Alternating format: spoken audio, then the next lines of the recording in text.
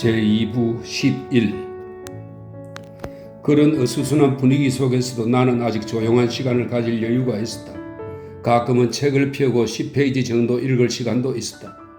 일전에 단단히 묶어놓았던 고리짝은 어느새 끈이 풀어져 버렸다. 나는 그 속에서 필요한 물건들을 이것저것 다시 꺼냈다. 나는 도쿄를 떠날 때 세웠던 올여름의 계획을 돌이켜보았다. 내가 한 일은 그 계획의 3분의 1도 되지 않았다. 나는 지금껏 그런 상황에서 찾아드는 불쾌감을 여러 번 경험했다. 하지만 이번 여름처럼 일이 뜻대로 되지 않은 적은 드물었다. 이것이 세상사라고 생각하면서도 찜찜한 그 기분을 떨칠 수 없었다. 이런 불쾌감을 느끼면서도 한편으로는 아버지의 병에 대해 생각했다. 아버지가 돌아가신 뒤의 일도 상상해 보았다. 그와 동시에 선생님의 일도 생각했다. 나는 그 불쾌한 기분의 양끝에 서 있는 사회적 지위와 학력 그리고 성격이 전혀 다른 두 사람의 모습을 바라보았다. 내가 아버지의 머리맡을 떠나 책들이 흩어지는 내 방에서 혼자 팔짱을 끼고 앉아있자 어머니가 얼굴을 내밀었다. 낮잠이라도 좀 자렴. 너도 무척 피곤할 텐데. 어머니는 내 기분을 이해하지 못했다. 나도 어머니에게 그런 이해를 기대할 정도로 어리지는 않았다. 나는 간단히 고맙다고 했다. 어머니는 여전히 방문 앞에 서 있었다. 아버지는요? 하고 내가 물었다. 지금 곤히 주무시고 계셔. 하고 어머니가 대답했다. 그러고는 갑자기 방으로 들어와 내 옆에 앉았다. 선생님한테는 아직 아무런 소식도 없니? 어머니는 일전에 내가 했던 말을 그대로 믿고 있었다. 그때 나는 선생님이 꼭 답장을 보내줄 거라고 어머니에게 장담했다. 하지만 나는 그때도 부모님이 바라는 답장이 오리라고는 전혀 기대하지 않았다. 결국은 의도적으로 어머니를 속인 셈이었다. 한 번 더 편지를 보내보렴 하고 어머니가 말했다. 나는 소용없는 편지를 몇 통 보내는 게 어머니에게 위안이 된다면 굳이 거부하고 싶지 않았다. 하지만 그런 용건으로 선생님에게 부담을 주는 것은 나에게도 고통이었다. 나는 아버지에게 꾸지람을 듣거나 어머니의 마음을 상하게 하는 것보다 선생님에게 하찮게 여겨지는 것을 훨씬 더 두려워했다. 내가 보낸 의뢰 편지에 대해 아직까지 답장이 없는 것도 혹시 그런 이유 때문이 아닐까 하는 엉뚱한 생각까지 들었다. 편지 쓰는 거야 상관없지만 이런 건 편지로 해결될 일이 아니에요. 도쿄에 올라가 직접 부탁하며 돌아다녀야죠. 하지만 아버지가 저러고 계시는데 너가 어떻게 도쿄에 갈 수 있겠니? 그러니까 저도 이러고 있죠. 아버지의 상태가 확실해지기 전까지는 떠나지 않을 생각이에요. 그야 당연하지. 언제 어떻게 될지 모르는 중환자를 내버려 두고 어떻게 마음 편히 도쿄로 갈 수 있겠어? 나도 처음에는 아무것도 모르는 어머니를 척은하게 생각했다. 하지만 어머니가 왜 이렇게 어수선할 때 그런 이야기를 꺼내는지 이해할 수 없었다. 내가 아버지의 병환에 대한 생각을 접은 채 조용히 책을 읽을 여유를 갖게 된 것처럼 어머니도 눈앞의 환자를 잊은 채 다른 생각을 할 만한 여유가 생긴 건가 하며 의아해했다. 그때 어머니가 실은 하고 말을 꺼냈다. 실은 아직 살아계실 때 너희 취직 자리가 정해지면 아버지도 마음을 놓으실 것 같아서 말이다. 지금 상태로는 그게 쉽지 않은 일이겠지만 그래도 저렇게 말씀도 하시고 정신도 온전하실 때 기쁘게 해드리는 게 효도 아니겠니? 나는 부모님에게 효도할 수 없는 가엾은 처지가 되었다. 나는 끝내 선생님에게 편지를 보내지 않았다. 12. 형이 집에 들어섰을 때 아버지는 누워서 신문을 읽고 있었다. 아버지는 평소에도 만사제쳐 두고 신문만은 꼭 읽었는데 병석에 들어누운 뒤로는 무료함을 달래려고 더욱 신문에 매달렸다. 어머니와 나는 굳이 말리지 않고 가급적이면 환자 뜻대로 하도록 내버려 두었다. 신문을 보실 정도면 괜찮은 거네요. 위독하신 줄 알고 왔는데 아주 좋아 보이시는데요. 형은 그렇게 말문을 열면서 아버지와 이야기를 나누었다. 지나치게 밝은 그 말투가 내게는 오히려 어색하게 들렸다. 그래도 아버지 방에서 빠져나와 나랑 마주 앉았을 때는 표정이 어두워져 있었다. 신문 같은 건 안 보는 게 좋지 않니? 나도 그렇게 생각하지만 막무가내로 읽으시려고 하니 어쩔 수가 없어요. 형은 말없이 내 변명을 듣고 있다가 제대로 이해하고 읽으시는 건가? 하고 말했다. 형은 아버지의 이해력이 병 때문에 평소보다 상당히 둔해졌다고 생각하는 것 같았다. 정신은 멀쩡해요. 아까 아버지 머리맡에 앉아서 20분쯤 이런저런 얘기를 나눠봤는데 이상한 점은 전혀 발견하지 못했어요. 저런 상태라면 꽤 오래 가실 것 같은데요. 형과 비슷한 시각에 도착한 매제의 의견은 우리보다 더 낙관적이었다. 아버지는 매제에게 여동생에 대해 이것저것 묻고는 이렇게 말했다. 홀몸도 아닌데 이리저리 흔들리는 기차는 안 타는 게 좋아. 무리해가며 병문안을 오면 오히려 내가 불안해지니까. 그리고 이렇게 말하기도 했다. 조만간 병이 나으면 아기 얼굴이라도 보러 내가 찾아가면 되니까 걱정할 거 없다. 노기 마레스카는 러일 전쟁에서 일본을 승리로 이끈 육군 대장으로 메이지 천황 장례식 날 부인과 함께 순사한 인물입니다. 노기 마레스카가 자살했을 때도 아버지는 신문을 통해 가장 먼저 그 소식을 접했다. 큰일 났어요. 아무것도 모르던 우리는 아버지의 갑작스런 말에 깜짝 놀랐다. 나중에 형이 내게 말했다. 그때는 정신이 이상해지신 건 아닌가 싶어 가슴이 철렁하더라. 사실은 저도 많이 놀랐어요. 하고 매제도 공감한 듯이 말했다. 실제로 그 무렵의 신문은 연일 시골 사람들이 놀랄만한 기사들을 쏟아냈다. 나는 아버지의 머리맡에 앉아 주의 깊게 그 기사들을 읽었다. 읽을 시간이 없을 때는 슬쩍 내 방으로 가져와서 샅샅이 훑어보았다. 나는 군복을 입은 노기 대장과 궁녀 같은 의상을 걸친 부인의 모습을 오랫동안 잊을 수가 없었다. 비통한 소식이 바람처럼 시골 구석까지 불어와 잠든 것 같은 초목을 한창 흔들고 있을 즈음 뜻밖에도 선생님으로부터 한 통의 전보가 날아들었다. 양복을 입은 사람만 봐도 개같이 지대는 시골에서는 한 통의 전보도 큰 사건이었다. 전보를 받은 어머니는 역시나 놀란 표정으로 사람이 없는 곳으로 나를 일부러 불러냈다. 어머니는 무슨 내용이니? 하고 묻고는 옆에 서서 봉투를 뜯기만을 기다리고 있었다. 그 전보에는 좀 만나고 싶은데 와줄 수 있겠느냐는 내용이 간단히 적혀 있었다. 나는 고개를 갸웃거렸다. 틀림없이 부탁했던 일자리 때문일 거야. 하고 어머니가 단정하듯 말했다. 나도 어쩌면 그럴지도 모른다고 생각했다. 하지만 무언가 좀 이상하다는 생각이 들었다. 어쨌든 형과 매제까지 불러들인 내가 병든 아버지를 내버려 두고 도쿄로 갈 수는 없는 노릇이었다. 나는 어머니와 상의해 갈 수 없다는 전보를 치기로 했다. 간략하게 아버지가 위독하다는 내용도 덧붙였다. 그것만으로는 마음이 편치 않아 자세한 사정을 편지에 적어 그날 중으로 보냈다. 부탁한 일자리가 난 것이라고 믿었던 어머니는 정말 운이 나쁠 때는 어쩔 도리가 없구나 하며 아쉬운 표정을 지었다. 13. 내가 선생님에게 쓴 편지는 상당히 길었다. 어머니도 나도 이번에는 선생님이 뭔가 확실한 소식을 전해주리라 생각하고 있었다. 그런데 편지를 보낸 지 이틀 만에 또 내 앞으로 전보가 도착했다. 전보에는 오지 않아도 된다는 글귀밖에 없었다. 나는 그것을 어머니에게 보여주었다. 아마 편지로 자세히 말씀하실 모양이다. 어머니는 여전히 선생님이 나를 위해 일자리를 주선해 줄 거라고 믿고 있는 것 같았다. 나도 어쩌면 그럴지 모른다고 생각했지만 선생님은 평소 태도로 미뤄볼 때 아무래도 무언가 이상했다.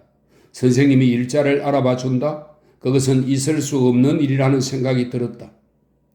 어쨌든 제 편지는 아직 도착하지 않았을 테니 이 전보는 그 전에 보낸 게 분명해요. 나는 어머니에게 그런 뻔한 말을 건넸다. 어머니는 당연하다는 듯이 그렇겠지 하고 대꾸했다. 내 편지를 받기 전에 보낸 전보라면 별다른 도움이 되지 않는다는 것을 잘 알고 있으면서. 그날은 마침 주치의가 병원 원장과 함께 찾아오기로 한 날이었기에 어머니와 나는 그 문제에 관해 더 이상 얘기할 기회가 없었다. 두 의사는 모두가 지켜보는 가운데 환자에게 관장 치료를 하고 돌아갔다. 의사에게 절대 안정을 취하라는 말을 들은 뒤로 아버지는 자리에 누운 채 타인의 손을 빌려 대소변을 처리하고 있었다. 성격이 깔끔한 아버지는 처음에는 상당히 꺼려했지만 몸이 말을 듣지 않자 어쩔 수 없이 자리에 누운 채 용변을 보았다. 그리고 병세가 악화될수록 신경도 점점 둔해지는지 날이 갈수록 그런 배설에는 개의치 않게 되었다. 이따금 이불이나 요를 더럽혀 곁에 있는 사람의 눈살을 찌푸려도 본인은 오히려 퇴연했다. 물론 병의 특성상 소변의 양은 상당히 줄어들었다. 의사는 그것을 염려했다. 식욕도 점차 줄어들었다. 가끔 무언가를 먹고 싶어 하지만 입에서만 원하고 있을 뿐 목구멍을 넘기는 양은 극히 적었다. 좋아하는 신문을 손에 쥘 기력조차 없었다. 베개 옆에 있는 노안경은 검은 안경집에 들어간 채 나올 줄을 몰랐다. 지금은 심리 좀 떨어진 곳에 살고 있지만 어렸을 적부터 아버지와 친하게 지내온 사쿠 아저씨가 병문안을 왔을 때 아버지는 아, 자네 사쿠 왔는가? 하며 흐릿한 눈으로 그를 쳐다보았다. 사쿠, 와줘서 고맙네. 자네는 건강해서 좋겠군. 난 이제 걸렀어. 그렇지 않아. 자네는 대학을 졸업한 아들이 둘이나 있지 않은가? 그까지 병에 좀 걸렸다고 그렇게 낙담할 거 없네. 나를 좀 보게. 마누라는 먼저 저 세상으로 가버렸지. 자식도 없지. 그저 목숨이 붙어 있으니까 사는 거야. 건강하면 뭘 하나. 아무런 낙도 없는 걸. 관장 치료를 한 것은 사쿠 아저씨가 다녀가고 2, 3일 후의 일이었다. 아버지는 의사가 치료해준 덕분에 속이 아주 편해졌다며 기뻐했다. 삶에 대한 자신감이라도 생긴 듯 기분이 좋아 보였다. 옆에 있던 어머니는 그런 분위기에 이끌린 것인지 환자에게 기운을 복돋우려는 것인지 선생님으로부터 전보가 온 것을 마치 아버지가 바라는 대로 도쿄에 내 일자리가 난 것처럼 얘기했다. 나는 입이 건질건질했지만 선뜻 어머니의 말을 가로막을 수 없어 잠자코 듣기만 했다. 아버지는 안색이 밝아졌다. 그거 잘 됐네요 하고 매제도 거들었다. 어떤 곳인지는 아직 모르는 거니? 하고 형이 물었다. 이제 와서 그것을 부정할 용기는 내게 없었다. 나는 나 자신도 알 수 없는 애매한 대답을 하고 얼른 자리에서 일어났다. 14.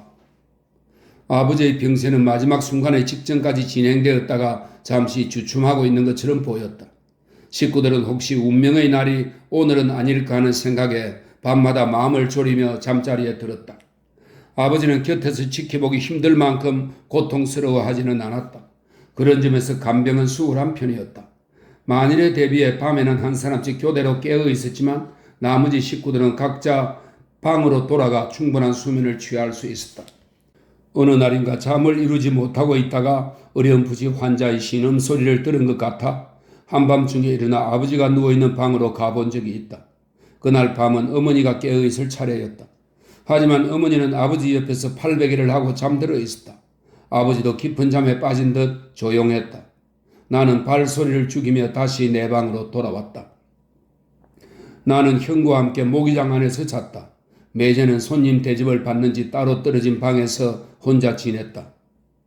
새끼도 딱가게 됐네. 저렇게 며칠씩이나 집에 돌아가지 못하고 있으니. 새끼는 매제의 성이었다. 그다지 바쁘지 않으니까 저렇게 머무르고 있는 거겠죠. 매제보다는 형이 더 곤란할 텐데요. 이렇게 길어지면. 곤란해도 할 수 없지. 다른 일도 아니고. 나는 형과 나란히 잠자리에 누워 그런 이야기를 주고받았다. 형의 머릿속에도 내 가슴 속에도 아버지는 어차피 일어나지 못할 거라는 생각이 자리하고 있었다. 어차피 일어나지 못할 거라면 차라리 하는 생각도 들었다. 우리는 자식으로서 아버지가 돌아가시기를 기다리고 있는 셈이었다. 하지만 자식된 입장에서 그런 말을 입 밖에 낼 수는 없었다. 굳이 말하지 않아도 우리는 서로가 무슨 생각을 하고 있는지 잘 알고 있었다. 아버지는 여전히 일어날 수 있을 거라고 생각하시는 것 같아 하고 형이 말했다. 실제로 형의 말처럼 그렇게 보이는 구석도 있었다. 동네 사람들이 문병을 오면 아버지는 아무리 말려도 꼭 만나겠다고 고집을 부렸다. 그렇게 만나면 항상 내 졸업 축하잔치를 열지 못한 것에 대해 미안해했다. 그 대신 병이 나으면 이렇게 저렇게 하겠다는 식의 말을 가끔 덧붙이기도 했다.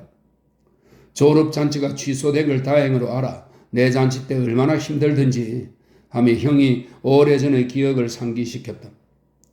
나까지 마지못해 술을 들이켰던 그 어수선한 잔치를 떠올리며 선웃음을 지었다. 술과 음식을 억지로 권하던 아버지의 모습도 내게는 씁쓸한 기억으로 남아 있었다. 우리는 그다지 사이좋은 형제는 아니었다.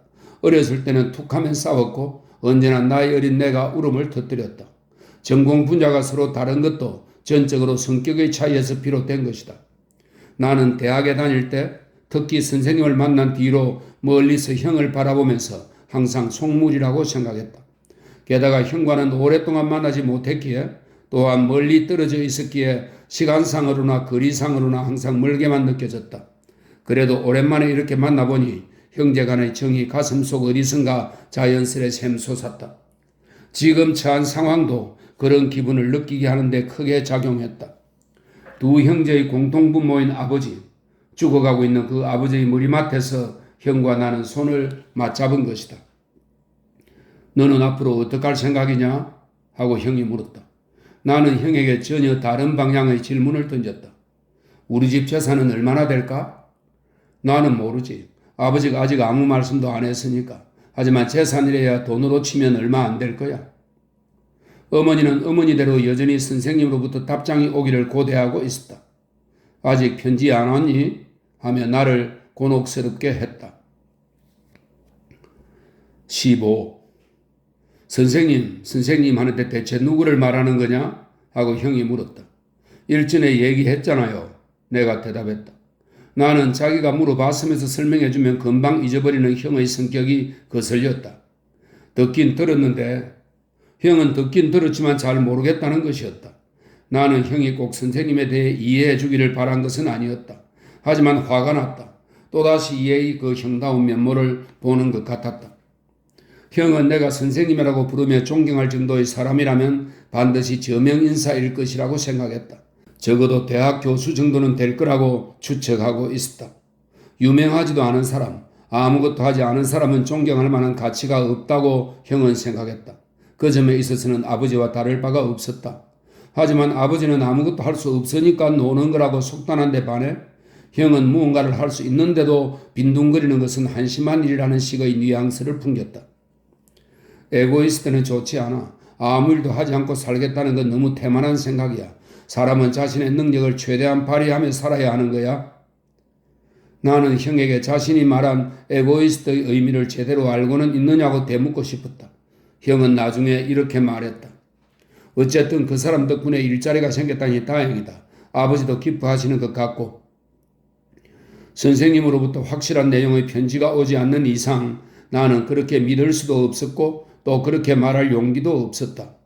어머니가 지레짐작으로 모두에게 말을 퍼뜨린 상황에서 내가 갑자기 그 말을 부인할 수는 없었다. 어머니의 재촉과는 상관없이 나도 선생님의 편지를 기다리고 있었다. 그리고 그 편지에 식구들 모두가 생각하는 그런 일자리에 관한 얘기가 씌어 있기를 바랐다. 죽음에 임박한 아버지를 앞에 두고 그 아버지를 조금이라도 안심시켜 드리고 싶어하는 어머니를 앞에 두고 일하지 않으면 사람이 아닌 것처럼 말하는 형을 앞에 두고 그 외에 매제나 큰아버지나 고모를 앞에 두고 나는 그다지 신경 쓰지 않던 일에 대해 심각하게 고민할 수밖에 없었다. 아버지가 이상한 누런 액체를 토했을 때 나는 일전에 선생님과 사모님에게 들었던 위험한 상황을 떠올렸다. 저렇게 오랫동안 누워있으니 위도 많이 나빠졌을 거야. 아무것도 모르고 그렇게 말하는 어머니의 얼굴을 보자 눈물이 핑 돌았다. 형과 내가 거실에서 마주 앉았을 때 형은 내게 들었니? 하고 물었다. 의사가 돌아가기 직전에 형에게 한 말을 들었느냐는 뜻이었다. 나는 설명을 듣지 않아도 그것이 무슨 뜻인지 잘 알고 있었다. 너 여기로 돌아와 집안을 돌볼 생각은 없니? 형이 나를 쳐다보았다. 나는 아무런 대답도 하지 않았다. 어머니 혼자서는 아무것도 못하실 텐데 하고 형이 다시 말했다. 형은 나를 흙냄새를 맡으며 시골에서 썩어도 아쉬울 게 없는 존재로 생각하고 있었다. 책만 읽을 거라면 시골에서도 충분하고 게다가 직장을 구할 필요도 없으니 너한테는 제격일 것 같은데 형이 돌아오는 게 순서죠 하고 내가 말했다. 난 그럴 형편이 못돼 하고 형이 잘라 말했다. 형의 머릿속에는 세상에 나가 마음껏 일하겠다는 생각으로 가득 차 있었다. 너가 싫다면 일단 큰아버지한테 부탁드려 보겠지만 어쨌든 어머니는 우리 둘 중에 하나가 돌봐드려야 해. 어머니가 이곳을 떠려고 할지 어떨지 모르겠네요. 우리는 아버지가 돌아가시고 전에 훗날의 일에 대해 그런 식으로 이야기를 나누었다. 16. 아버지는 이따금 헛소리까지 하게 되었다. 노기 대장님께 죄송하구나. 정말로 면목이 없다. 아니 나도 곧 뒤따라 가야지.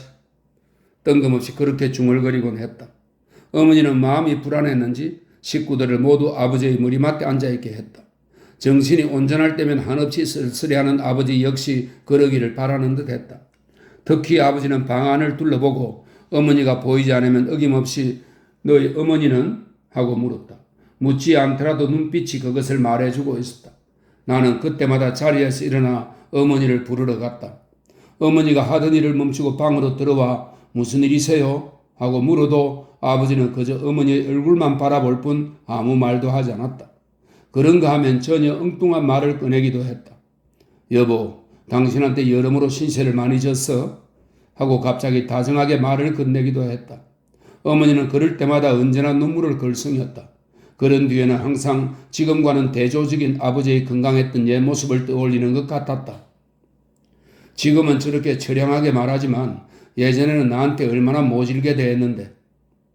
그러면서 어머니는 아버지에게 빗자루로 등을 얻어맞은 이야기를 꺼냈다.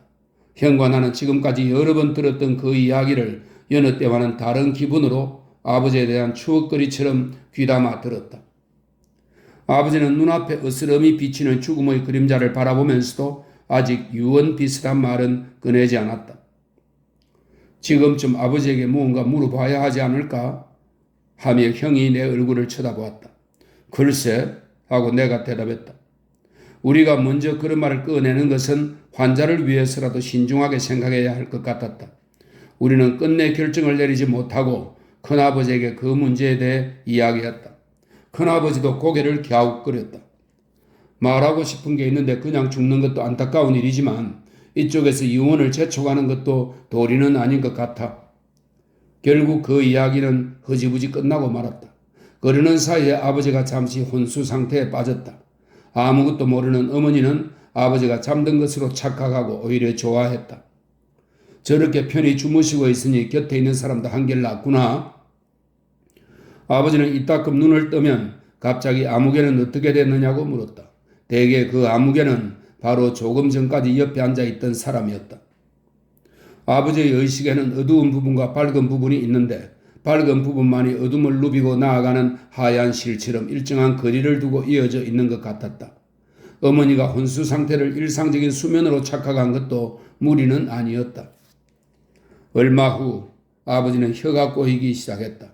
무언가 얘기를 해도 발음이 부정확해 무슨 말인지 종잡을 수 없을 때가 많았다. 그래도 처음 얘기를 시작할 때는 위독한 환자라고 여겨지지 않을 만큼 힘찬 목소리로 말했다. 물론 우리도 아버지의 귓가에 입을 대고 평소보다 더 크게 말해야 했다. 머리를 식혀주면 환자가 좋아하나요? 네.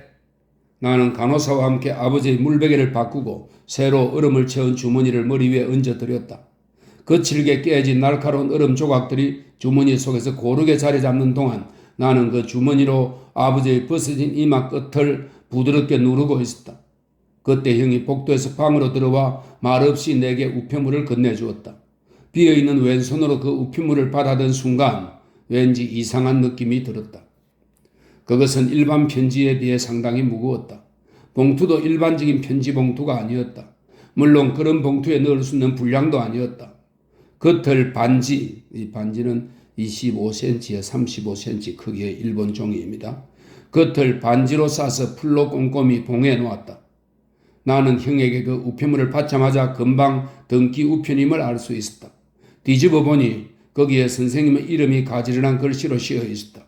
얼음 주머니를 들고 봉투를 뜯을 수도 없는 노릇이기에 나는 일단 그것을 품속에 집어넣었다. 17. 그날은 아버지의 상태가 유난히 심각해 보였다.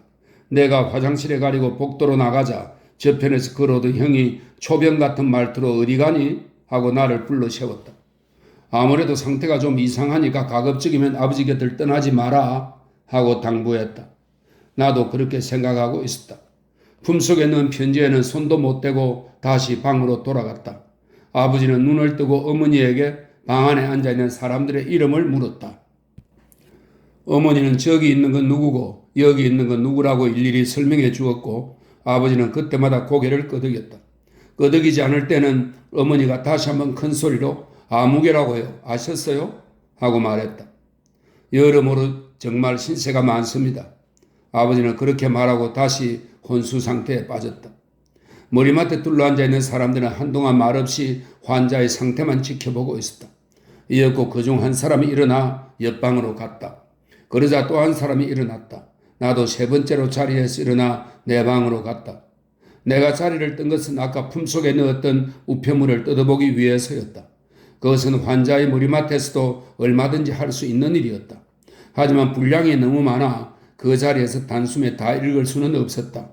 나는 그것을 읽기 위해 따로 시간을 냈다.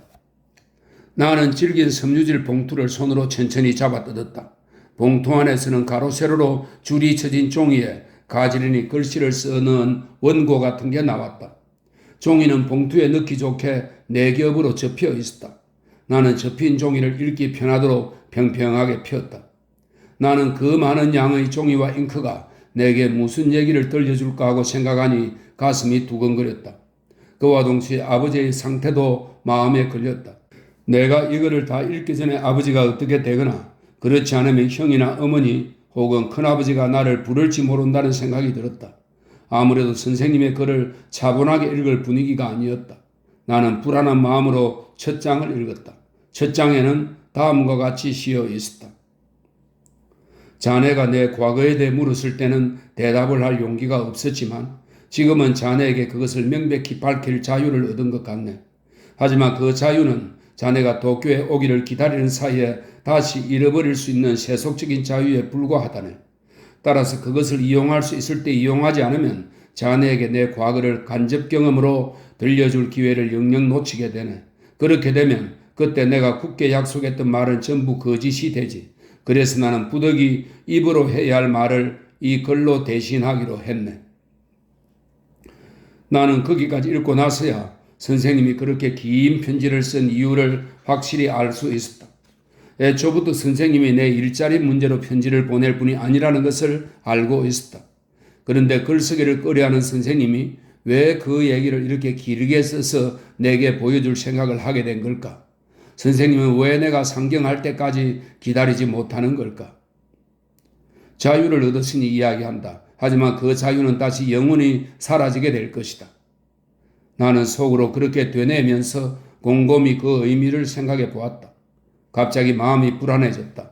나는 계속해서 다음 글을 읽으려고 했다. 그때 형이 아버지의 방 쪽에서 큰 소리로 나를 불렀다. 나는 깜짝 놀라 자리에서 얼른 일어났다. 복도를 달려가 가족들이 모여있는 방으로 들어갔다. 나는 드디어 아버지의 마지막 순간이 온 것이라고 생각했다. 제2부 마지막 글입니다.